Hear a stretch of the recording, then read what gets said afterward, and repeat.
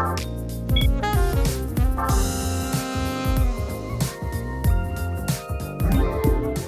there, it's Derek here from Pacific Coast Auto in Japan, and today we're looking at a car that we bought for export over to Canada. This one here, a 2002 Toyota Aristo 2JZ twin turbo, so same engine, well, pretty much the same engine as the Supra.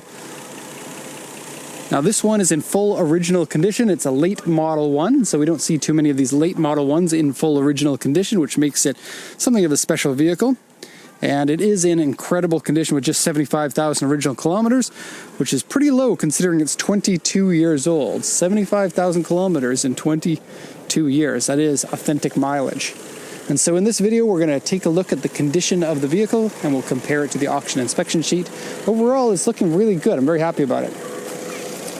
So the engine runs nice and smooth. These 2Js tend to be fairly reliable in our experience. Like, people always talk about how this engine is overbuilt, but overbuilt doesn't necessarily mean reliable. There are issues that you get with these older Toyotas, things like idle jumping around, and I guess that's probably the big one. Oil leaking in the 2JZ is a thing. Not too common, but it is a thing. But this one seems so nice. Just like if you wanted an Aristo and you wanted to keep it in original condition, then this is a great car to start with. And pretty soon, something like this in its full original condition is going to become pretty rare. Like once cars get to a certain age, most of them get modified with things like suspension, exhaust, wheels, those sorts of things. Sometimes aftermarket turbos even, manual transmission swaps, that sort of thing. But it comes to a point where cars are hard to find in their original condition, and then people are like, wow, I've never seen one that looks original, that hasn't been modified whatsoever. So this one could be that one, or throw in some wheels, because Aristos look great on aftermarket wheels. So I'm going to close the hood here. This is the late model version of it with the variable valve timing as well. And so, great little engine. Close this off. Quick look at the car, because it is a classy car. Basically is a four-door sedan version of the Supra with an automatic transmission. They never came with manuals, but people do manual swap them sometimes. So this is the auction inspection sheet. This is all the information given to us by the seller and the auction inspector. So let's go ahead and translate this from Japanese into English for you. It's a 2002 Aristo V300 Vertex edition. The Vertex edition was most of them. You get a rear spoiler, which this one doesn't have as part of the Vertex edition. Maybe that was optional. Maybe you could spoiler delete from the factory. And then I believe they got an, like a viscous LSD or Torsen LSD. I actually don't know. I believe that those are the only two things. There might be some trim differences here and there, but I'm not really sure about that. But yeah, basically it doesn't matter if it's a Vertex edition or not. The V300 is the one that we're looking for. V300 meaning the twin turbo one. It's an auction grade 4.5 interior B, and it absolutely looks like that condition, save for two areas of damage on the body, which are right here and here. A Y2 on the front and a U2 on the side. So that's a medium crack and a medium dent, and I'll show you those in a sec. HID headlights, keyless entry, and the report here says it has winter tires on it, which are a 10-year-old winter tire, so they're not going to be usable anymore. It says trim is scratched, wheels scratched, underside one part surface rust, which actually looks fine to me, completely fine. Very small scratches, small dents, and a repainted back fender there, which looks like it was repainted well. Something that like the Toyota factory would have done. Now, the Aristo is a step above most Toyotas. As people know, these were sold as a Lexus in North America, and they absolutely have that Lexus quality to them. It is just amazing to get out of pretty... It's the camping club with their backpacks on climbing the mountain. Anyways, as I was saying, the Aristo, very, very good build quality. And if you go back to back with one of Toyota's cheaper cars, like, for example, a Prius, no knocking against Prius, a very good, high-quality car, but it is noticeable that this is a step above that. This is a very premium-feeling car, from the way that the doors open and close to the way that the fabric sits and the cushion quality and the fact that it doesn't wear out as fast as many other cars. Toyota really wanted Lexus to be a success, and for the first 10 years or so, 10, 15 years, It was above and beyond pretty much anything else that was on the market, in my opinion. So something like this would compare to, let's say, a 5 Series maybe. And then the Nissan that compares with this would maybe be the SEMA, which I don't know what it would be in North America. Maybe the Maxima, but that seems a little bit down market. And forgive me for I don't know the North American cars that well anymore, having lived here for 17 or 18 years. So details. Front bumper, headlights, hood, very good. Headlights, a little bit cloudy. Not much, but a little bit. Sakura. It is Sakura season. The crack in the front bumper is right here. I have not seen a crack in the same location as this. It's quite odd. We also have a little bit of a scuff there that's been touched up with touch-up paint, and same thing goes right here. Oh, and right here. I didn't notice that before.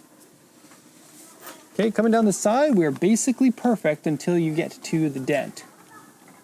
Oh, just noticing. The door is a little bit off at the bottom.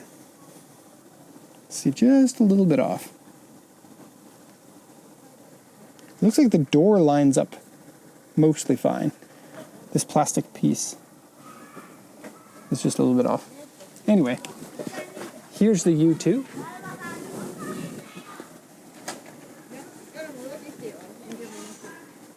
Okay, and it looks like it would be U2. Because it's by a door handle also, you're going to be noticing that when you get in and out of the car. Something like that should be repairable without paint, but in order to perfectly repair it, you would need to paint that. Coming down here, this is, have a look at the back fenders, looks fine. We're looking over here as well. Not seeing any issues with the paint quality, not seeing any blend lines. Oftentimes when a panel has been repainted, you'll get a blend line here in the C-pillar they need to stop painting somewhere. And if you don't stop painting, then you got to paint all the way until you get to another hard line, which people just don't do. You do have a hard line here between the roof and the pillar, though. More sakura. Is that tree up there is sakura tree. It's quite nice, but the sakura are only around for like a week this year because we got a huge rainstorm. Twin exhaust. It's fairly quiet exhaust, all things considered. And what do we got here? That's just a substance. No problem. In North America, you get the V8 engine, but the V8 engine was only 260 horsepower, I believe. A little bit of chipping across there. And so the engine here, 3-liter twin turbo, puts out considerably more power. And I love the 1UZ 4-liter V8. I think it's a fantastic engine. I think this engine's better, though. This engine just has a very unique character. It's hard to put your finger on exactly why it's so good. But when you drive one, you'll know. Even one that hasn't been modified. It's not about the power that you can get out of this engine, in my opinion. It's about how good the engine feels. Let's just open the trunk now. We'll come back to the interior in a second. But this will be the beginning of checking the interior. Okay, so the trunk, when the car came, it came with a stack of carpets in the trunk. And I think it was a trick by the seller to hide the fact that the driver's side carpet, the driver's floor mat, is missing. And I think they wanted to stack them all up here. So somebody at the auction was like, oh, it's got the carpets in the back. No problem. All the carpets were there except for the driver's side one. And so, kind of a weird thing. This is a teeny bit pilled. No problem, though. Doesn't smell any like anything in here. And it's clean and nice. Full-size spare. Oh, and I got to say, come over here. Lots of corrosion on this one. The other ones have a little corrosion, just a tiny bit. But this one has a lot of corrosion around here, here, basically everywhere. And so would need to be restored if you're going to go for original look. I think Aristos look fantastic on a set of 18s. I think they can pull off a set of 19s. Of course, that's to each your own opinion. I think 20s get too big for this chassis, unless you're going for like the super big wheel baller look, which it can pull off, but in my opinion, a 19 is about as far as I would go. I'd probably go with 18s though. So plenty of room in the back. Adults would have no problem sitting in here. Let me just come in so that you can see the seats are so nice and comfortable and plenty of space there for you. Carpets are clean and nice. No bad smells inside the interior, and the fabric choice is nice. I like this charcoal with it is a 90s look, I guess you could say. And headliner's nice and clean. I don't think anyone's ever smoked in here.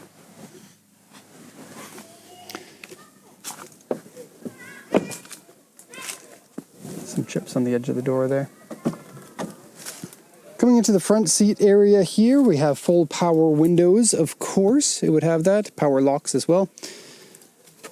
This is a fake wood trim, but it's a convincing, and it just looks nice. I like how they have this, just the choice of materials, soft touch here, the wood grain there. I think it's all very nice.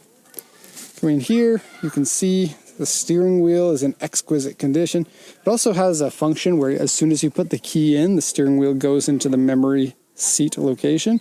So it's electronic tilt, but it tilts out of the way when you take the key out to make it easier to get in and out of the car. The seat does the same thing. It'll pull full back to give you ease of entry and exit. Lots of power seat functions there, including lumbar support. And the seat's in good condition with only very minor amount of like wear or slight sagginess on the outside bolster. Basically just here. Okay, I love how the gauges in this are historic looking. Have a look. It's like Indiglow. Yes, we don't have gauges that look like that anymore. Kind of looks dated, but dated also means historic looking. Not much wear on the armrest there. That's a pretty common area to wear out depending on the driver. And then this one has the electronic touch screen for your AC and everything, but the screen is super bright and doesn't have any of the discoloration that you'll commonly get in it. Has tape deck, and I don't think it has CD player, but it might. Usually the CD player is in the back. Automatic transmission shifts nicely. The power steering doesn't make any weird sounds, and there's no looseness in the front end. And here you can see the carpet that's missing. The carpet should be looking like this, and what a great looking carpet that is. Inside here just has the floor plastic that I just stuffed in there. Cigarette lighter adapters there. You also get a secondary one in here. And as you can see, no signs of cigarettes having been smoked. Traction control off button. I wonder what that does. Okay. So yeah, just a very, very nice car in very good condition. So that's going to conclude the video. This is my last car. I didn't have enough time to shoot that RX-7. That was my final one that I haven't shot yet. Anyway, that's going to be all for today. Hope you enjoyed this. Thank you so much for watching, of course, and have a nice day.